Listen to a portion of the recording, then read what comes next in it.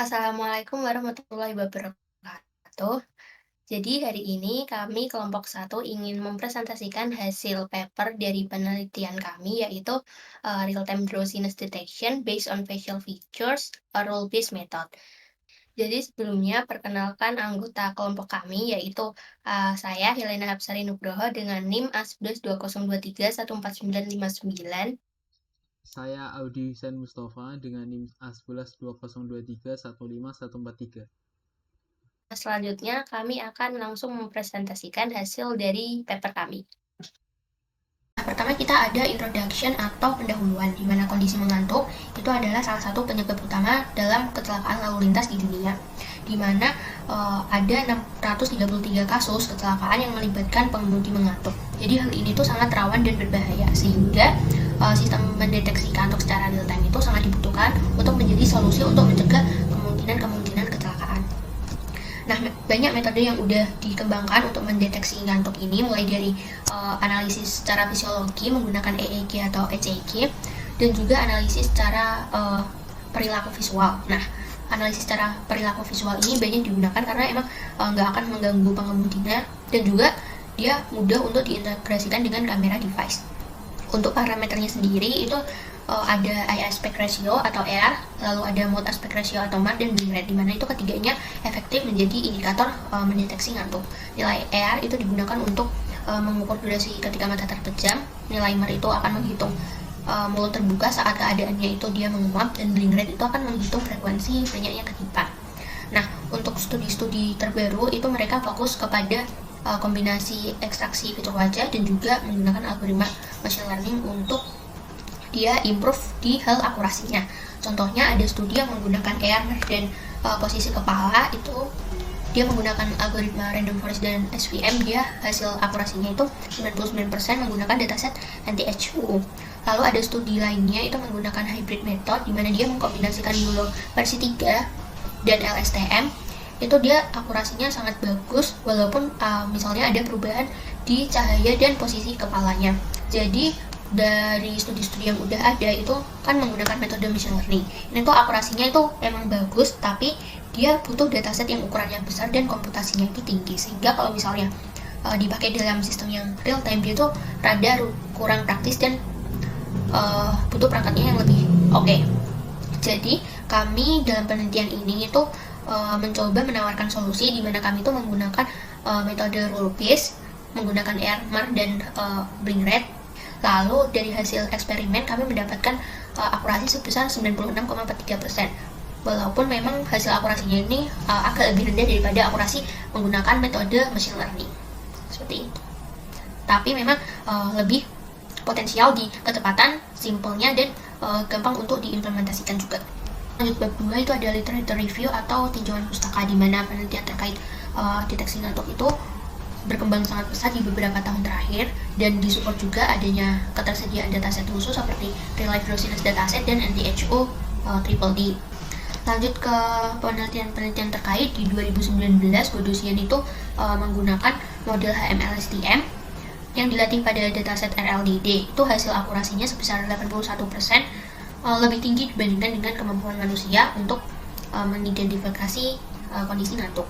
Lalu di 2023 itu Al-Badawi juga menggunakan dataset NTHU triple D untuk membandingkan beberapa algoritma tertentu. Nah, hasilnya itu pada random forest akurasinya 99%, sequential neural network itu 96%, dan SVM itu 80%. Lalu ada penelitian dari Lee itu juga mengevaluasi performa dari LSTM, itu hasilnya di 93,15%. Dilanjut lagi hasil dari random forest-nya itu 83,49%, dan SPM-nya itu di 85,19%. Nah, hasil ini, hasil dari studi yang udah ada itu memang sangat akurat karena menggunakan metode deep learning. Tetapi sebenarnya itu ada sedikit kesulitan di mana harus memerlukan sumber daya komputasi yang besar, dan datasetnya itu perlu labelingnya sangat lengkap, sehingga itu akan menjadi kendala ketika ingin diterapkan di sistem yang real time di perangkat dan kemampuan komputasi yang terbatas. Jadi dia akan lebih susah karena dia akan mengconsider requirement yang lain seperti itu. Selanjutnya saya akan membahas tentang research metodologi. Jadi sistem yang kami bangun ini menggunakan 3 indikator utama yaitu AR, MAR, dan blinking rate. Sistem ini dibangun menggunakan bahasa Python dengan library OpenCV dan menggunakan custom trained drip model untuk memprediksi landmark pada wajah. Jadi secara garis besar sistem yang kami bangun itu seperti pada figur pertama, yaitu kamera menyala, kemudian akan deteksi wajah dan facial landmark, kemudian akan dilakukan proses pengecekan apakah ngantuk terdeteksi berdasarkan MAR, kemudian akan dicek juga dari AR, kemudian akan dievaluasi blink rate per minutnya, kemudian apakah ngantuk terdeteksi, jika iya maka alarm akan menyala. Kemudian untuk dataset dan labelingnya, kita menggunakan dataset publik dari UTA RLDD dan dataset dari D3S. Dari dataset ini kita membuat subset video, di mana video itu ada 2 kategori, yaitu kategori ngantuk dan kategori terjaga. Kategori ngantuk ini berisi video orang yang menguap, kemudian menutup mata, dan orang yang ngantuk tetapi tidak menguap dan tidak menutup mata. Selain itu kita juga menggunakan dataset dari eBug 300W, di mana dataset ini digunakan untuk melakukan training pada custom trained trip model, di mana modelnya nanti dispesifikan untuk memprediksi titik pada mata dan mulut saja. Untuk preprocessingnya, setiap frame yang masuk akan dikonversi menjadi grayscale, kemudian akan dilakukan resizing. Untuk fitur extraction-nya, jadi tadi setelah frame-nya itu dideteksi, landmark pada wajahnya, kemudian akan dihitung nilai AR dan MAR-nya. Secara matematis, rumus AR bisa dituliskan sebagai berikut. Pada penelitian ini kita menggunakan threshold untuk tutupan mata yaitu 0,2. Jadi ketika seseorang itu AR-nya kurang dari 0,2 secara beberapa frame berturut-turut, maka sistem akan mendeteksi ini sebagai ngantuk atau dia menutup matanya secara terus-menerus. Kemudian untuk mendeteksi kedipan mata, kita menggunakan nilai AR 0,1. Jadi ketika AR-nya itu 0,1 dalam satu frame, maka itu dideteksi sebagai blink atau kedipan. Sedangkan MAR secara matematis bisa dituliskan sebagai berikut. Untuk MAR pada penelitian ini menggunakan threshold 0,5. Jadi ketika seseorang itu nilai MAR-nya lebih dari 0,5 secara berturut-turut, secara beberapa frame berturut-turut, maka itu dikategorikan sebagai menguap. Yang mana menguap itu merupakan salah satu ciri-ciri dari mengantuk. Jadi logika pendeteksiannya seperti ini, seperti yang saya jelaskan tadi, ketika AR itu kurang dari 0,2 secara frame berturut-turut, maka akan deteksi sebagai ngantuk. Ketika MAR lebih dari 0,5, maka akan deteksi sebagai yawning atau menguap. Dan ketika blink rate itu kurang dari 6 kali dalam 1 menit, maka itu mengindikasikan seorang itu mengantuk. Seperti itu. Kemudian ini adalah flowchart dari sistem kami. Yang pertama, frame akan dibaca, lalu deteksi apakah ada wajah. Jika tidak ada wajah, maka akan dibaca frame selanjutnya. Jika ada, maka selanjutnya akan dideteksi titik-titik mata dan mulut. Setelah itu, setelah titiknya dideteksi, akan dikalkulasi atau akan dihitung nilai AR dan MAR-nya. Kemudian di sini akan dievaluasi, ada 3 evaluasi, yaitu apakah AR kurang dari 0,2, apakah AR itu kurang dari 0,1 dalam satu frame, atau apakah MAR itu lebih dari sama dengan 0,5. Ketika AR 0,02, akan dicek lagi apakah ini terjadi selama beberapa frame berturut-turut. Jika iya, maka alarm akan nyala atau ini dikategorikan sebagai mata tertutup. Kemudian jika blink rate ini kurang dari threshold, maka akan dinyalakan alarm.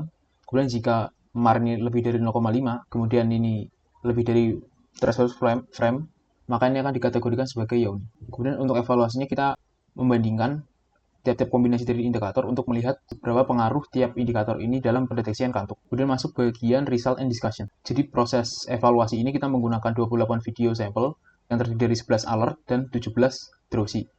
Dataset ini kita ambil dari D3S dan UTA RLDD. Kemudian hasil evaluasi yang kami lakukan didapatkan bahwa ketika sistem menggunakan 3 kombinasi indikator tadi, didapatkan akurasi paling tinggi, yaitu 96,43%. Setelah itu kami membandingkan dari paper yang kita bandingkan, yaitu dari Al-Badawi et al.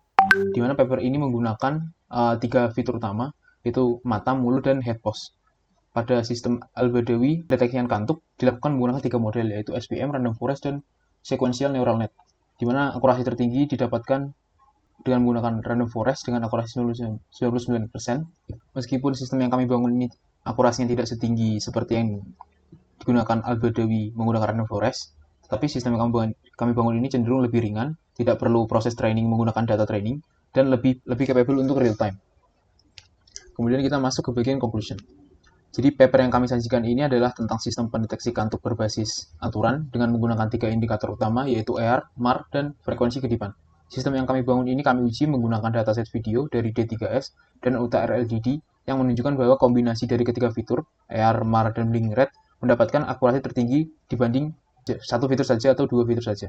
Kelebihan dari sistem yang kamu bangun ini adalah ringan dan cepat diproses, mudah di-deploy, dan cocok untuk perangkat dengan sumber daya terbatas. Namun masih ada beberapa batasan dari penelitian yang kami lakukan, yaitu sistem yang kami bangun masih sensitif terhadap pencahayaan, perubahan posisi kepala, dan penggunaan threshold yang kurang fleksibel. Untuk penelitian selanjutnya, bisa difokuskan untuk koreksi posisi kepala, penerapan threshold adaptif, dan pengujian di skenario menguji nyata. Jadi tadi adalah keseluruhan presentasi dari hasil paper penelitian kami. Terima kasih atas perhatiannya. Apabila ada salah kata, kami mohon maaf. Wassalamualaikum warahmatullahi wabarakatuh.